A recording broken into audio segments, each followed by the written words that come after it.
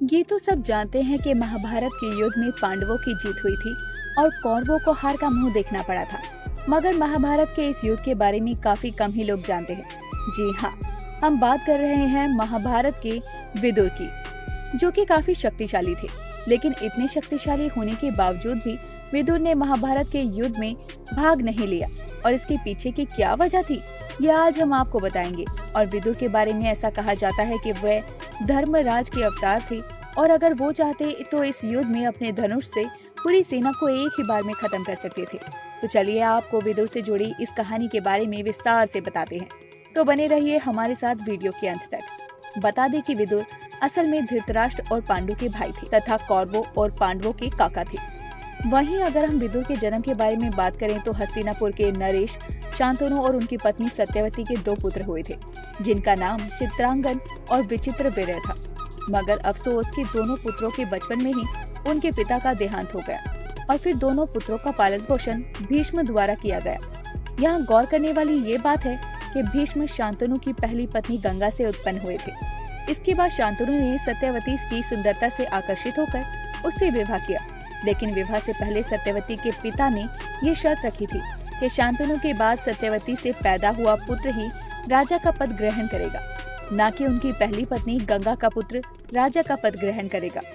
फिर जब चित्रांगन बड़े हुए तब भीष्म ने राजा का पद उन्हें सौंप दिया। लेकिन अफसोस के कुछ समय बाद गंधर्वों से युद्ध के दौरान चित्रांगन की मृत्यु हो गई। हालांकि इसके बाद विचित्रवीर्य भी युवा अवस्था में पहुंच गए थे, तो ऐसे में भीष्म ने उनका विवाह करने की सोची। बता दें कि उसी समय काशीराज की 3 पुत्रियां अंबा, अंबिका और अंबालिका का स्वयंवर होने वाला था। तो ऐसे में भीष्म ने वहां जाकर सभी राजाओं को हरा दिया और काशीराज की तीनों पुत्रियों को हस्तिनापुर ले आए। हालांकि जब बड़ी कन्या अंबा ने भीष्म से कहा कि वह राजा शाल से प्रेम करती है, तब भीष्म ने उसे राजा के पास भेज दिया। लेकिन बाकी 2 कन्याओं का विवाह विचित्रवीर्य के साथ करवा दिया गया। मगर यहाँ दुख की बात तो ये थी कि विचित्रवीर्य को क्षय रोग हो गया और इसके कारण उनकी मृत्यु हो गई। जिसके बाद सत्यवती ने अपने पुत्र वेद व्यास को याद किया, जो असल में सत्यवती और ऋषि पराशर के ही पुत्र थे। गौरतलब है कि वेद व्यास अपनी मां की आज्ञा का पालन करते हुए पुत्र उत्पत्ति के लिए तैयार हो गए, और उन्होंने अंबिका और अंबालिका से 1-1 साल तक नियम व्रत का पालन करने के लिए कहा। फिर 1 साल के बाद वेद व्यास जी ने माता सत्यवती से कहा कि अंबिका और अंबालिका को एक-एक करके निर्वस्त्र होकर उनके सामने से गुजरना होगा। लेकिन दोनों को ऐसा करने में काफी असहजता महसूस हुई, जिसके बाद मां सत्यवती ने उन्हें समझाया और फिर वे दोनों ऐसा करने के लिए मान गई।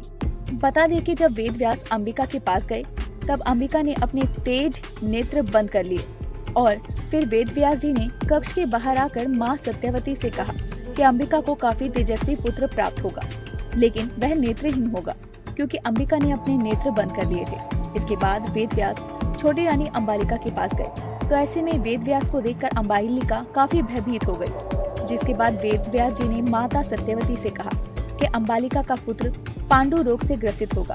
बहरहाल ये सब सुनकर मां सत्यवती को काफी दुख हुआ, और फिर इसके बाद मां सत्यवती ने अंबालिका को दोबारा वेद व्यास जी के सामने जाने को कहा। इस बार रानी ने खुद की बजाय अपनी दासी को ऋषि वेद व्यास के पास उनके सामने भेज दिया, और वह दासी वेद व्यास के सामने जाकर बिल्कुल भी नहीं घबराई। जिसके बाद वेद व्यास जी ने मां सत्यवती से कहा कि इस दासी से उत्पन्न हुआ पुत्र नीतिवान और वेदों का ज्ञानी होगा। गौरतलब है कि वेद व्यास जी की कही बात के अनुसार अंबिका से धृतराष्ट्र, अंबालिका से पांडु और उस दासी से विदुर का जन्म हुआ। ये गौर करने वाली बात है कि ऋषि मांडव्य के श्राप के कारण विदुर ने दासी पुत्र के रूप में जन्म लिया, और आगे चलकर वह धृतराष्ट्र के मंत्री बने। जी हाँ, विदुर धर्म का पालन करना चाहते थे, और वो चाहते थे कि धृतराष्ट्र भी धर्म के मार्ग पर ही चले। मगर अफसोस कि ऐसा नहीं हो सका, और फिर धृतराष्ट्र जब भी पांडवों के अहित की बात करते तब विदुर ही उन्हें समझाते थे। बहरहाल पांडवों का पक्ष लेने के कारण दुर्योधन विदुर से ईर्ष्या करता था, और लक्षाग्रह के षड्यंत्र के समय भी विदुर ने ही युधिष्ठिर को सावधान किया था तथा उन्हें इससे बचने की युक्ति भी बताई थी। बता दें कि विदुर के पास एक बहुत ही शक्तिशाली और चमत्कारी धनुष था, जो उन्हें खुद भगवान कृष्ण जी से प्राप्त हुआ था। ऐसे में अगर वो चाहते तो इस धनुष से एक ही बाण से युद्ध को खत्म कर सकते थे, लेकिन उन्होंने ऐसा नहीं किया। दरअसल बात यह है कि एक बार विदुर ने दुर्योधन को युद्ध न करने की सलाह दी थी, जिसके बाद दुर्योधन ने विदुर को अपशब्द कहने शुरू कर दिए, जिसके बाद विदुर जी ने गुस्से में आकर अपना धनुष तोड़ दिया और ये प्रण लिया कि वो युद्ध में नहीं लड़ेंगे। जी हाँ, विदुर जानते थे कि अगर वह युद्ध में लड़े तो उन्हें कौरवों की तरफ से लड़ना होगा, यानी उन्हें अधर्म के पक्ष में रहना होगा, और इसी वजह से उन्होंने युद्ध न करने का फैसला किया। इसके साथ ही उन्होंने धृतराष्ट्र को भी समझाया कि दुर्योधन उनके कुल का नाश कर देगा, लेकिन इसीलिए इस युद्ध का परित्याग करने में ही समझदारी है। लेकिन तब विदुर की बात किसी ने नहीं मानी और इसका परिणाम ये हुआ कि कौरव महाभारत के युद्ध में बुरी तरह से हार गए और लड़ते लड़ते मारे गए। तो इस वजह से इतने शक्तिशाली होने के बाद भी महाभारत के युद्ध में विदुर ने भाग नहीं लिया था और युद्ध लड़ने से इनकार कर दिया था। तो दोस्तों, उम्मीद करते हैं कि वीडियो आपको पसंद आई होगी। ऐसे ही सनातन धर्म के बारे में जानकारी देने वाली वीडियोस को प्राप्त करने के लिए चैनल को सब्सक्राइब करें और हमारी वीडियो पसंद आई हो तो लाइक करना ना भूलें।